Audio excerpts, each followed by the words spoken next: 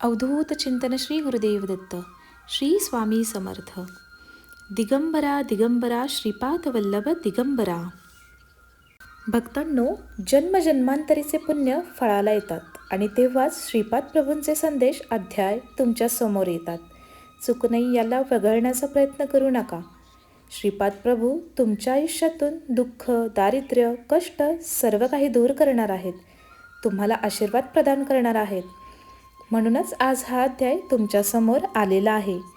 तुम्ही श्रीपाद प्रभूंचे भक्त असाल तर आत्ताच व्हिडिओला लाईक करा आणि कमेंटमध्ये श्रीपाद प्रभूंचा जयघोष करायला विसरू नका. श्रीपाद श्रीवल्लभांचे प्रकटीकरण. श्रीमद भागवत गीतेमध्ये भगवंताने अर्जुनास म्हटले होते, अरे पार्था, दृष्टांचे हनन आणि सृष्टीचे रक्षण तसेच धर्माच्या संस्थापनेसाठी मी प्रत्येक युगात अवतार धारण करीत असतो. या कथेनुसार कृतयुगात अत्री आणि अनुसया या अतिपावन दाम्पत्याच्या तपश्चर्येवर प्रसन्न होऊन भगवंतांनी त्यांच्या पोटी श्री दत्तात्रेय या नावाने अवतार घेतला. या अवताराचे वैशिष्ट्य असे की भगवान श्री दत्तात्रेय आपल्या भक्तांच्या रक्षणासाठी या भूतलावरती सदैव वास्तव्य करीत असतात आणि स्मरण करताच प्रत्यक्ष प्रकट होऊन भक्तांचे अभीष्ट पूर्ण करतात. श्री दत्तात्रेयांचा दुसरा अवतार म्हणजेच श्रीपाद श्रीवल्लभ. या रूपात पूर्व गोदावरी जिल्ह्यातील पिटिकापुरम या क्षेत्री भाद्रपद शुद्ध चतुर्थीस गणेश चतुर्थीस इसवी सन 1320 या अतिपावन दिवशी चित्रा नक्षत्रावर झाला. श्रीपाद प्रभूंच्या जन्माची कथा मोठी रंजक आहे.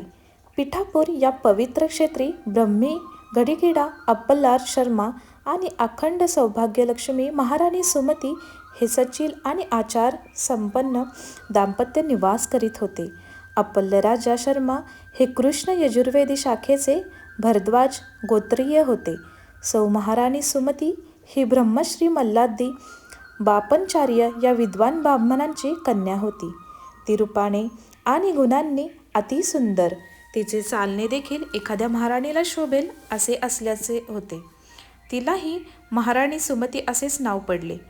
तिला 2 पुत्रांची प्राप्ती झाली होती, परंतु मोठा श्रीधर शर्मा अंध होता आणि धाकटा श्रीराम शर्मा पांगळा होता.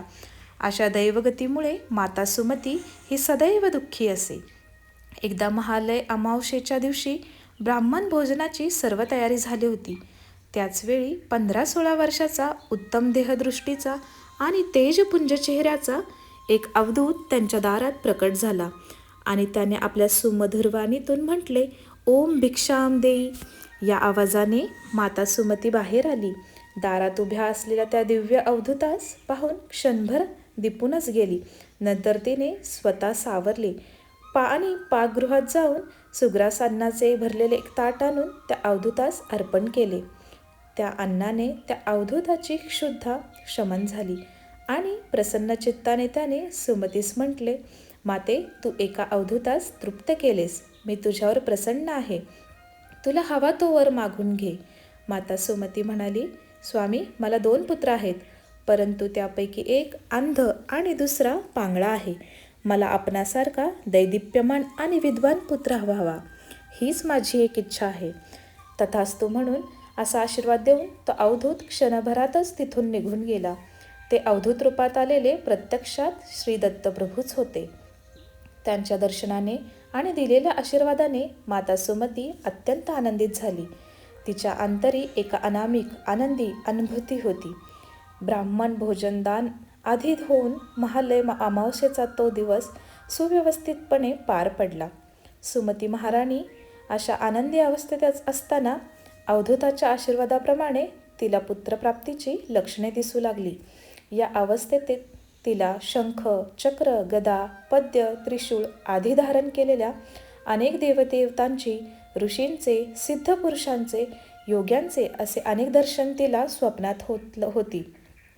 काही दिवसांनी तिला जागृत अवस्थेत सुद्धा तसे सिद्धपुरुष दिसू लागले. त्या दिव्य दर्शनांच्या ह्याने ती भारावून गेली.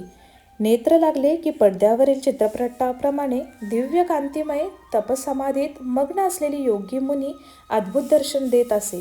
दैनंदिन कामे करताना श्री दत्तात्रेयांचे स्तोत्रे, भक्तिगीते तिच्या मुखातून मधुर स्वरात सहज बाहेर पडत होती. ही सर्व लक्षणे महापुरुषाच्या जन्माची शुभसूचकच चिन्ह होती. या मातेचे हे आगळे वेगळे डोळे पाहून पती अप्पलराज शर्मा, पिता बापनचार आणि माता राजआंबा अति आनंदित होते. 9 मासाचा काळ जणू पंख लावून उडून गेला.